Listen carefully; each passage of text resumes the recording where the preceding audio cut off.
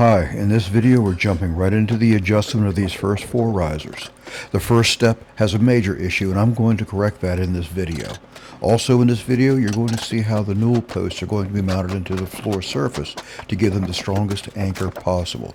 This is Jack with Housemasters Carpentry and this is how it's done. Just a little bit to show you what I've been doing here besides just simply demoing a set of radius stairs, which I'm surprised how well they stayed for what little they have underneath of them. We're going to put 5/8 of an inch thick tread material over top of all these steps. So all these steps are going to rise up another 5/8 of an inch, which would have been would have affected this bottom tread the worst. We got 5/8 of material at the top already down as the new floor, and the treads are going to be matching that thickness. So everything from that point adjusts out perfectly. 7.5 inch rise all the way through. Code says you can't have over 3/8 of an inch discrepancy in your steps. This would have been about 5/8 of an inch difference, well over top of that 3/8 discrepancy. First tread, yeah, it might not have been a big deal, but I'm taking up the treads here so I can take 5/8 on top of this tread and come up with that new height of finished floor to finish tread up here, and then I'm going to divide that by 1, 2, 3 times and find out how close to 7.5 it's going to wind up being. Hopefully it's not going to be over 7 7/8 by the time I get done. That's what this is. That's the next step. So I got 30 1/4. 30 1/4 plus 5/8. So it's 30 7/8 divided by 1, 2, 3, 4, I think.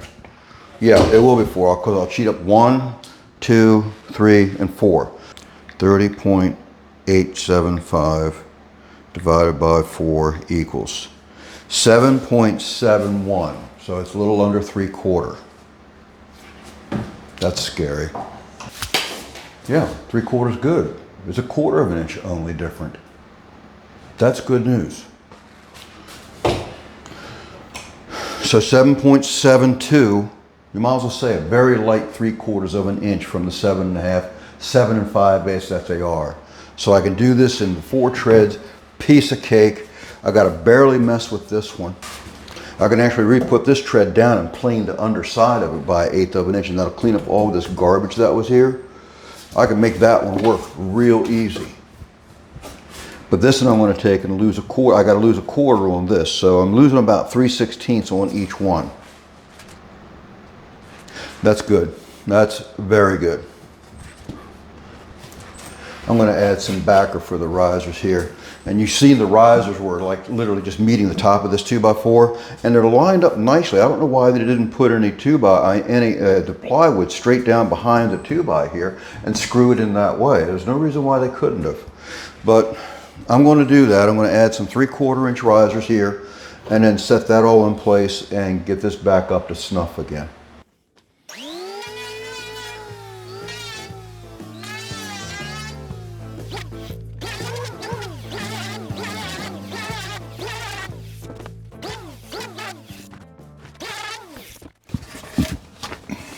The veneers are really thick on this tread, so if I take it down through that one piece of veneer that's over 1/8 of an inch thick, just that little bit, that gets me my heavy 3/16 that I need to get this tread lower to start that next run over there. So this is working out pretty well.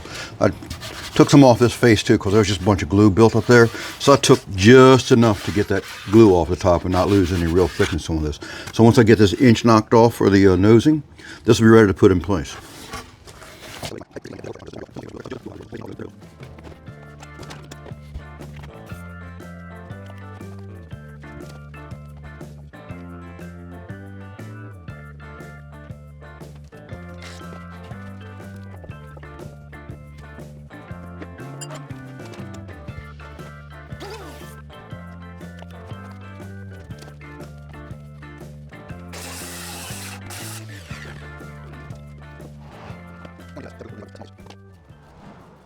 Notice I was using the veneers again to gauge. I still got about 3/4 of an inch plywood back there for that tread base, and then I got another 5/8 of an inch on top of that. So it's going to be pretty substantial when it's all done.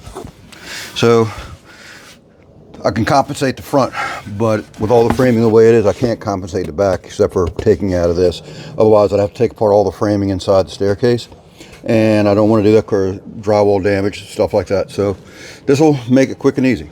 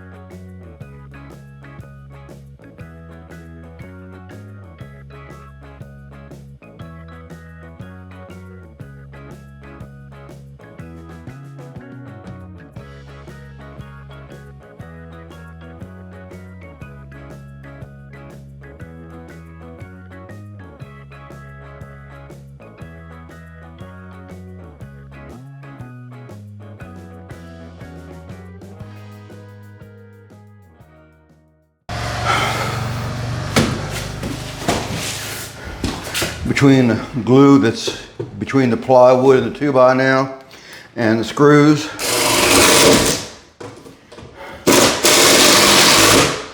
that'll keep that where it needs to be.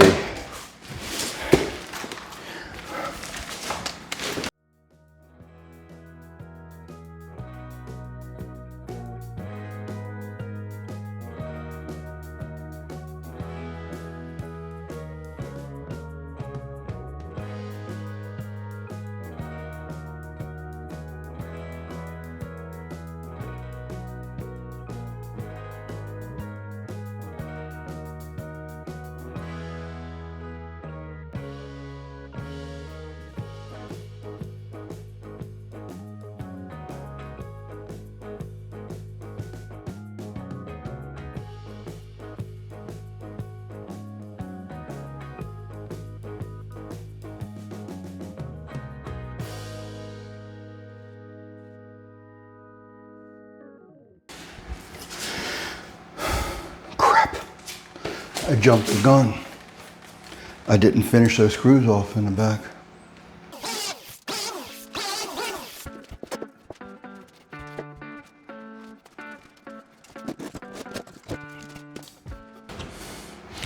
Little insurance in that corner.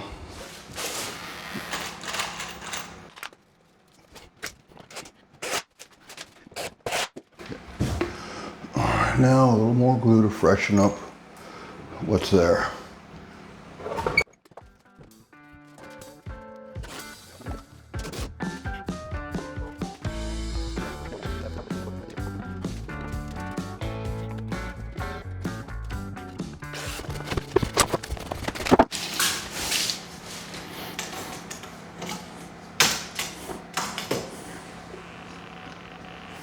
Twelve and a half, huh?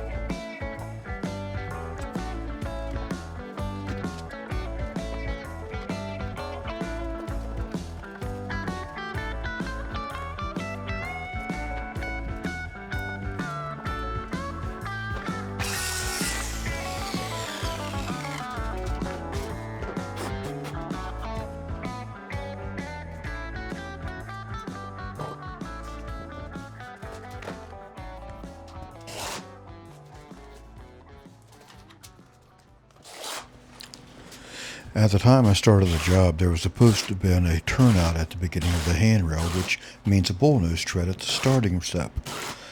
Once the homeowners had seen the bullnose, they didn't like it, so they just wanted to keep the stair rail clean and simple and not have the turnout because of the bullnose. So with that, the bullnose was eliminated, and what you're going to see as a final product is that at the bottom tread will eventually be just like all the other treads above the handrail, coming down and stopping out without any turnout. So in the future videos, you will not see the bullnose anymore since it will be removed in my next visit. I'm going to start mounting these newel posts on either side of the top of the staircase. These are going to get anchored into the floor behind me. I got a piece of plywood already up and loose where I've inspected the conditions below the floor, where I can tie this plate into it with some holes drilled through it and some structural screws holding this into the joist, into the framing. It's TGI, so I got to do some infill. And this will stick above the floor, the proper height for the handrail to sit on. Top of this, and it'll also have a wood insert for a dowel here, but that's immaterial.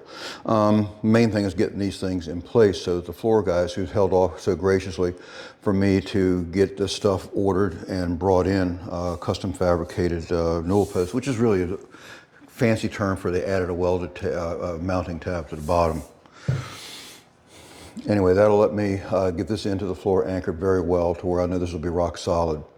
And then they can come in here and set the floor in place. Then I can come back and do my work after the handrails are finished fabricated, which have been set off already. So let's show you how this is put together below the floor, and these are the steps to do it. I've already had these up one time, so they should pop out pretty readily. I just tacked them down with some nails just so they didn't dance out on their own. And you can see I got a TGI just stopped short from where I need my handrail. Center of the handrail's out here. So it's literally at the end of the TGI. So this is only filler material anyway. But I'm going to add some framing material down in here, some plywood actually, that'll infill this web and get it to extend out far enough and then thicken it up so it makes some real substance to this stuff. I got the same thing going over here. But I still have yet to lay out the shoe rail here as to what it's going to mean to position these newel posts in, because what I have is this mounting tab, and this mounting tab here is going to go over against this one, so I can push this tight up against this rim board they call it, and that'll give me the height that I need at the top. And then I'll have another one that's made the other way for this other side here. I'm going to just bump the newel post up against this and get it plumb, and that's going to dictate the center of everything on the handrail coming up the stairs. And because for symmetry, I'm going to do the same thing on the other side of the stairs as well. So with knowing now what I have in the way of newel posts, I was told they were going to be 1.5 inches square, and they don't look like they're 1.5 inches. They are 1.25 inches. Well, they told me 1.5 inches after I laid out 1.25 inches, and then now here it is back at 1.5 inches again, or 1.25 inches again. So now I can go back to my original marks. And my original marks are at 2 5/16 from the face of the drywall. So that's good. All right, so I'm going to go ahead and set this up for the 1.25 inch baluster that it is, and straight edge. I'm going to get one out there. Okay, all my other marks are black magic marker. So my finish lines are now going to be pencil, so I can distinguish between original layout and final layout.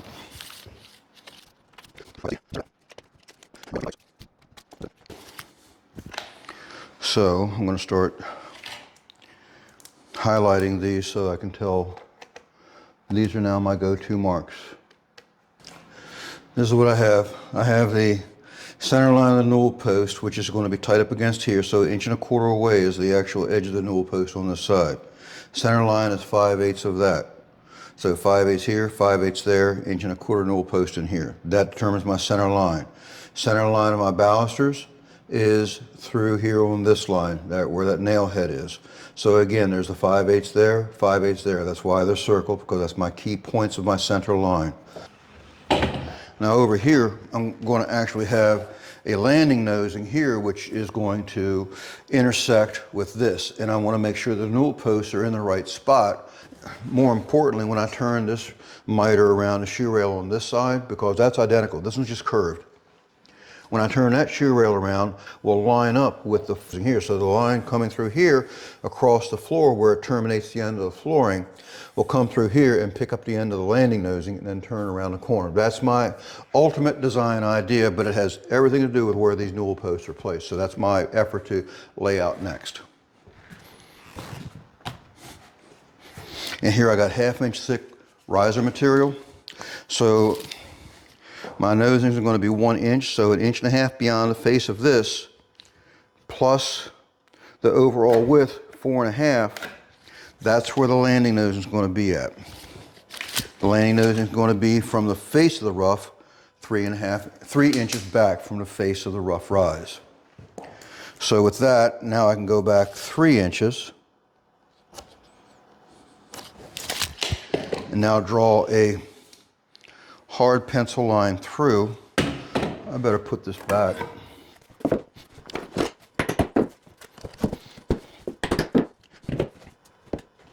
I've got a number of marks down there. I've done this a few times.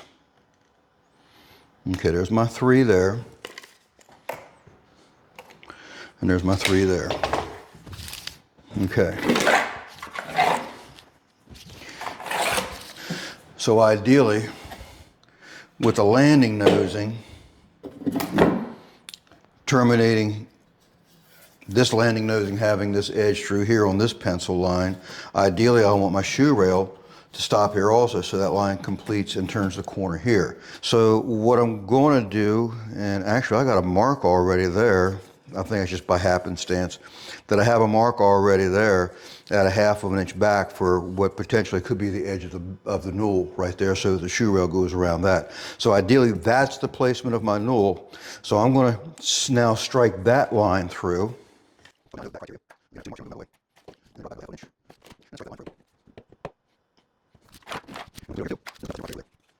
This shoe rail coming through here forces where this newel post is. Symmetry dictates where this newel post will be, because I want both of these to be in the same position off of this radius through here. So if this is tight up against the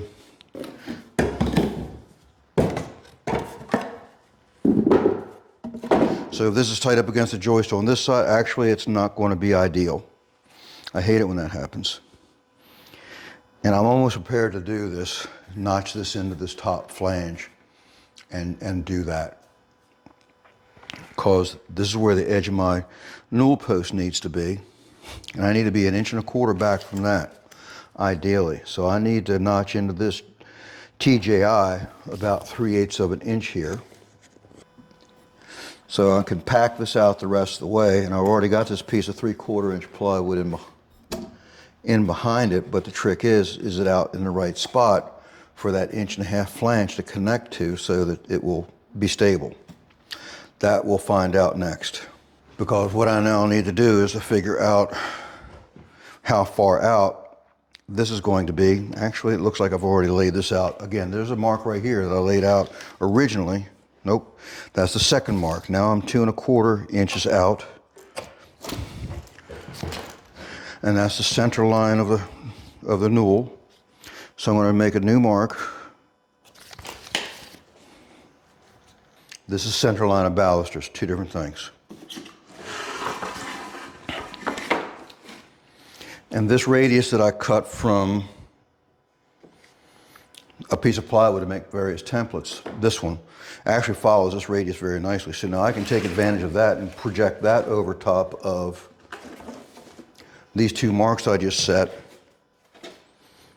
This mark here and this mark here, and project the center line of the newels, center line of the balusters, center line of the newels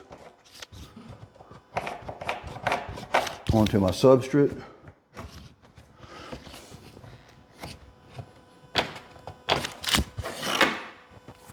You know, that's going to work. Even though the balusters are going to hang over about a quarter of an inch beyond the edge of this, my mounting tab is on this side. So I got a lot of good structure over here already inherent by what's here. So that's a big plus on that. Love it. So now I can go ahead and notch into this and get my heart's desire. Same thing over here. So this is my center line here. I only need to move over more than 5/8. So here's my little cut right there to get my detail that I want to get this to turn around and tie in with this piece over here. Pretty cool. And I do the same thing over there. So I'm going to go more than 1 1/4 inches, say 1 3/8 inches. And I'm going to cut that out. And I'm going to cut that out with my multi-master. And that'll put this exactly where I need to be. Then I can pack this out with plywood, the rest of the dimension that I need. And it'll probably take 1/4 inch to do it, because then I'll have about 1 1/4 inches, about 1.5 inches worth of material to screw into to get this thing bonded in there really tight. So another big plus.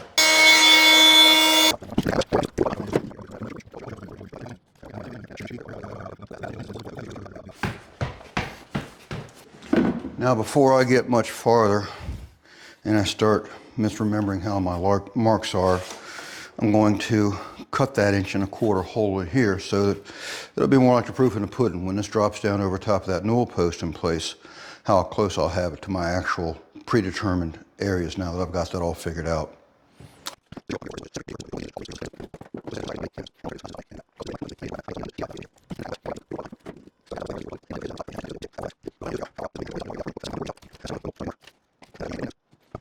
I made it intentionally larger. It doesn't need to be exactly the right size.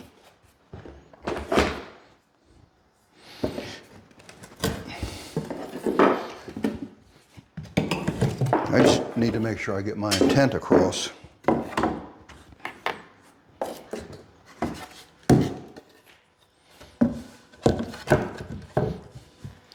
And that's right on the money. Love it. So that's ready to go back in once I get this all packed out. I'm going to replace that other piece of plywood because it just looks really rough. I bought some 3/4 along for some packing just in case I needed it, but this is all, it just looks bad. I want to make it a nice pretty one when it's all done. So I'm just going to take a tracing directly from this, cut it up, and do all my marks on this one with my pocket cut out, or the hole cut out for the baluster as well.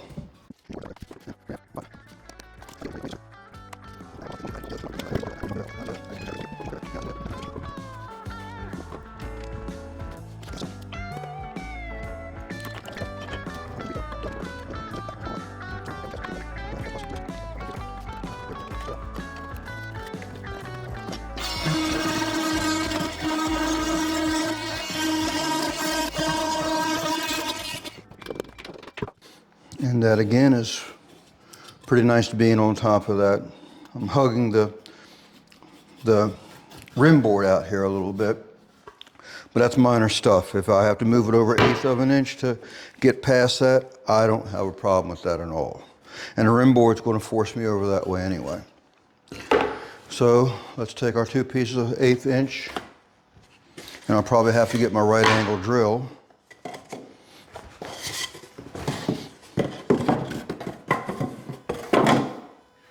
Got to feed them from the end because I can't get them through this one small spot. But get that in filled.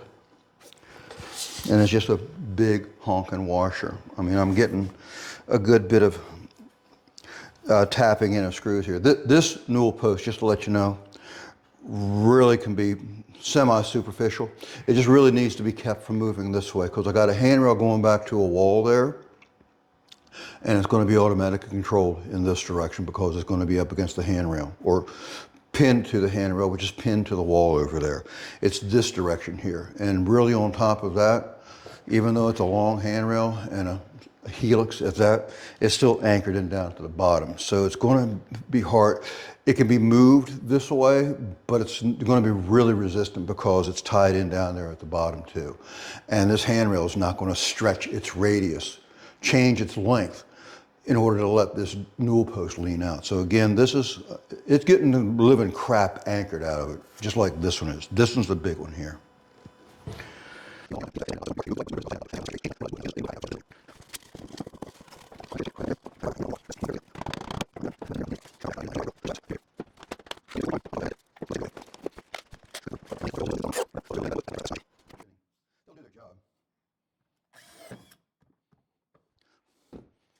But the ancient cord will do it without fail. Now I need to come up with a number that I want to use for this height, and I'm going to put a clamp on this so it won't drop below the subfloor the amount that I want. So between some blue tape on this, that'll give me my heights, a block of wood, some clamps to hold that in the right spot, blue tape to mark it without leaving marks on this, because I got a certain number that I want to make, and I might even have to cut the bottom off a little bit. I don't know yet. I'm going to find out. Or I might cut off top. Don't know. But still, I'm putting this in a slightly different position than I was planning on, because I wasn't planning on this having to be notched into. So the bottom one I don't want to notch, because then there's issues with that. You notch top, at least where I'm at, but not the bottom. Mainly because there's drywall there.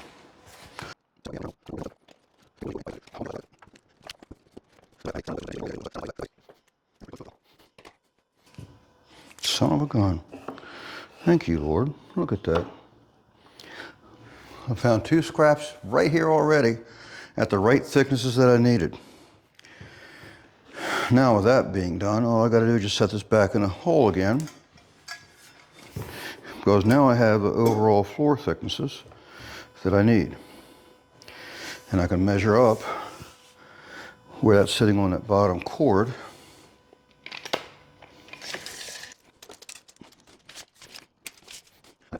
That's going to give me an exactly 38-inch tall handrail, which is what I originally planned for. But that means I still got to cut this out even more.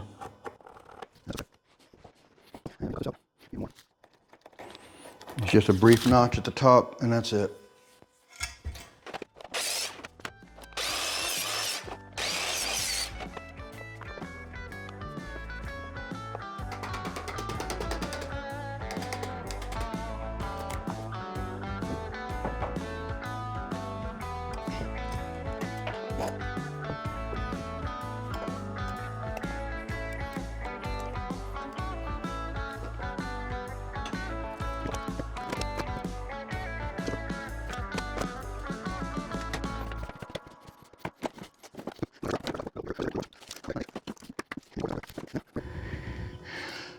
Since I needed to go up higher, well, I wanted to put it at 39 inches. The guy who is the owner, he's about 7 foot tall, really tall dude. So I wanted to put up a higher guardrail for him, because I know it's got to feel more comfortable for him. I know he's also used to the shorter handrails too, but I wanted to do him that favor since it is his. And anyway, 38's higher than standard. Well, maybe not. It's within the standard range. But I wanted to get that up there. So I'm going to give him at least as high as I can without this plate getting into my subfloor here.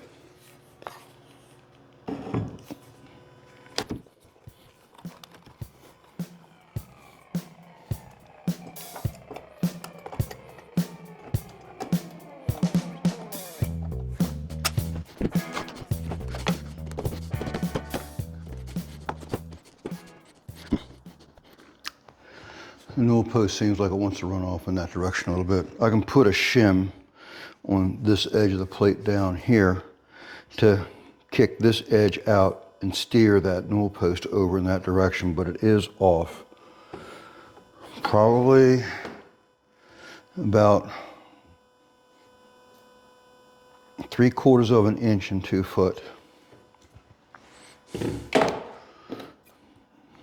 I have some thin shims in my bucket downstairs, so I'm going to have to go with that. But I'll be able to at least get this thing secured with a screw first, it's got to also lean in at the top that way. So I'm going to get the bottom tight and see if that'll help draw that in.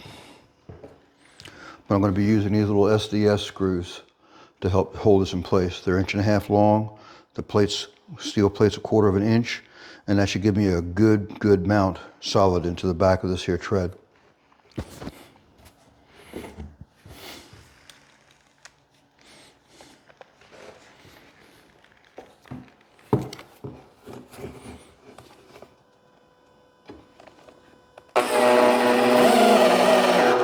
That drew that bottom in quite well. Let's see what it did for plumb. Still got to shim the top out just a little, but it did take a lot of it out. So between that, now I can take this off and cut that shim I need to kick this around that little bit. Probably take about a 32nd of an inch, maybe a strong 32nd. But it's not going to take a lot because the 1/16 of an inch out in this 2 3/4 inch span out that way will throw this around a lot. Okay, here's our 1/16 of an inch. I'm going to try them first. Split them down because I only need it under the very edge.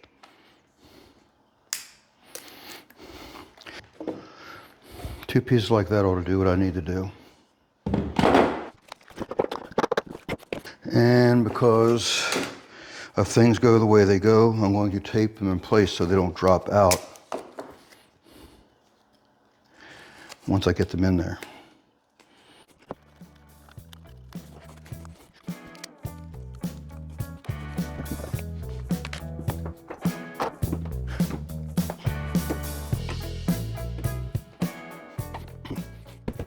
Okay, now we're plumb that way.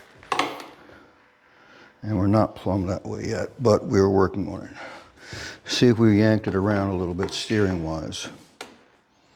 And that took about half of it out. I'm surprised it only took that much out though. But now it's at least negligible. I could send it in a little farther, but I think I might have one more thing that needs to be done anyway.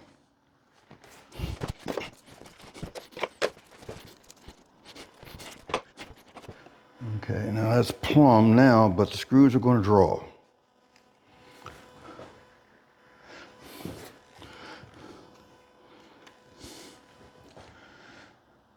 All right, that's got a little bit of room for it to draw back, but I think these are going to crank down much more. Let's see what that does.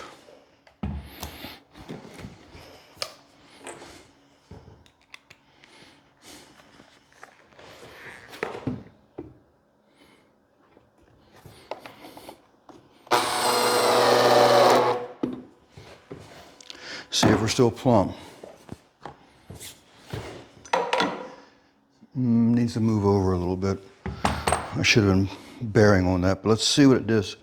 See, I just got to move it over that way, a skosh. But it went back in out of plumb this way, so I got to send these shims in even deeper.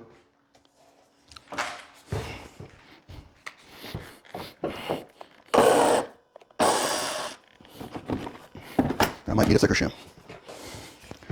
Take this one out, put this one in.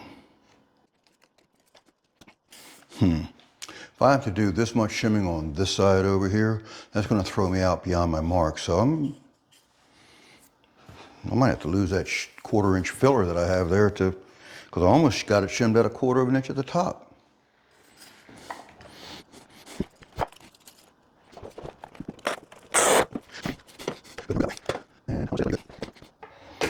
It actually overcorrected just a little bit, but I'm not done putting screws in it yet either.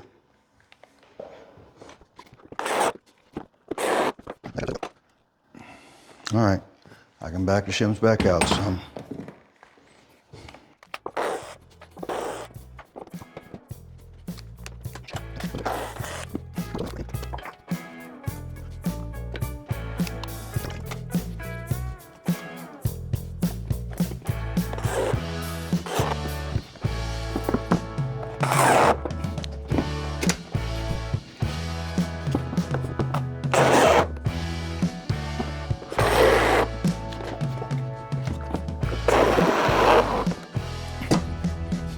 See how it steers? Well, it's still off that a little bit, but again, next well, I'm going to let that shim in there. Just, it don't need that shim there. Leave me a section. First right there. See if it's plumb. Good news. That's plumb. Now I just got to do the same thing over here. And this one here will just simply go right there on that center line and screw in, and it should be as simple as that. So they tell me.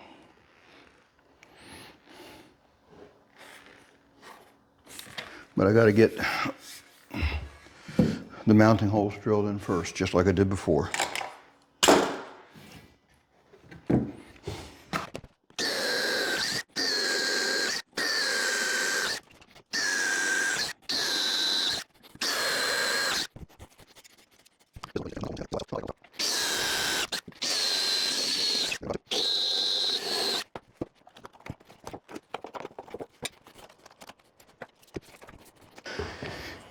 And I'm making a presumption that if I set it on the same thing in the floor, that I'll have the same thing above the floor.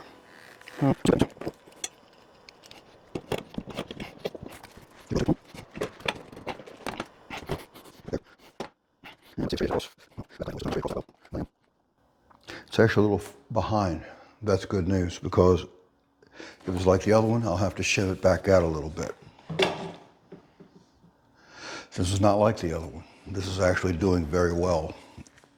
All I need to do is just draw it in the bottom with some screws, and it might come into plumb. You don't see that, but there's a level on top, and it's dead level. So that's good news. So I can secure this. Wow. The same piece where I needed to shim the top 1/4 of an inch to get it to lay in plumb, I need to shim the bottom, I'll just say X amount, because now it's laying over. Before it had to be the other way around. Screw the bottom and gap the top with a shim.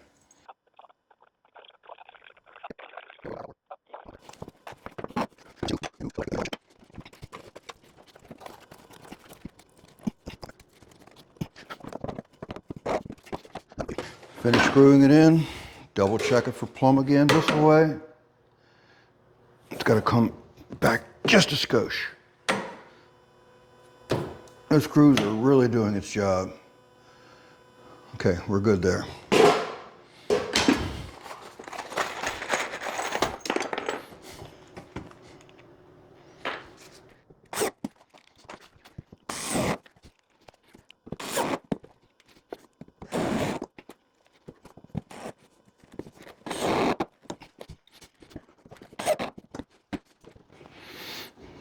That should hold it. Let's just see how far these screws actually do go.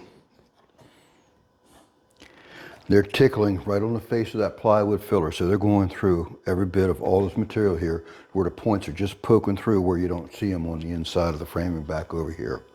Good news.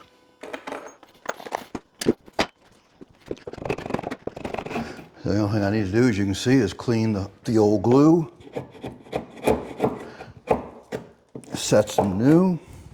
I'm going to clean this up. And this looks like that broke free pretty cleanly as it was. Little paper flap from the drywall doing what it does. But yeah, that's looking pretty clean right there. I'm going to add some blocks here and there to help bridge that joint to get that reinforced. And then this plywood here comes back down.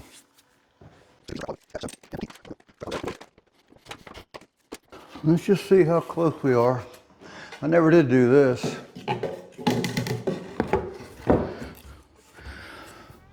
That ain't bad.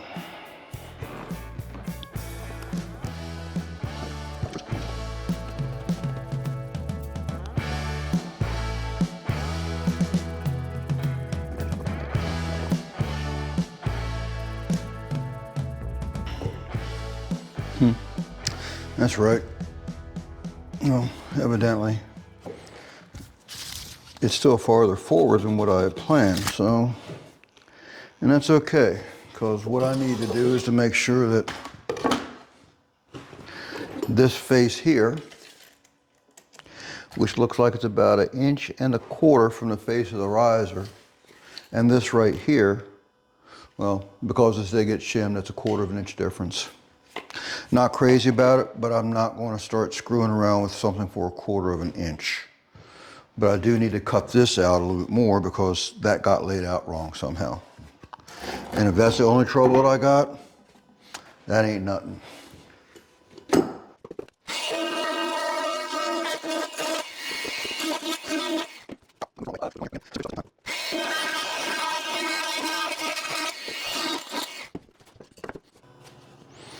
All right, got a little extra hole there that I'm not crazy about, but that'll be fine.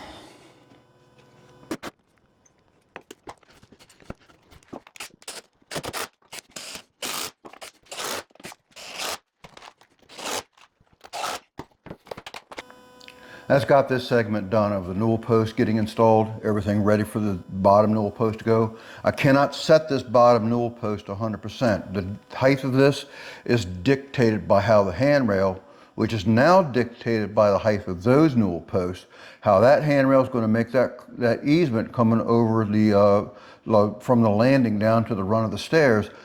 That dictates the rest of the height down through to this point where the handrail slopes come down. All of that has everything to do with how this newel post is cut to length. So folks, that's got this wrapped up. If you learned something on it, I'm going to straighten up and act like, hopefully you like what I do here. I appreciate it if you hit that like and subscribe button.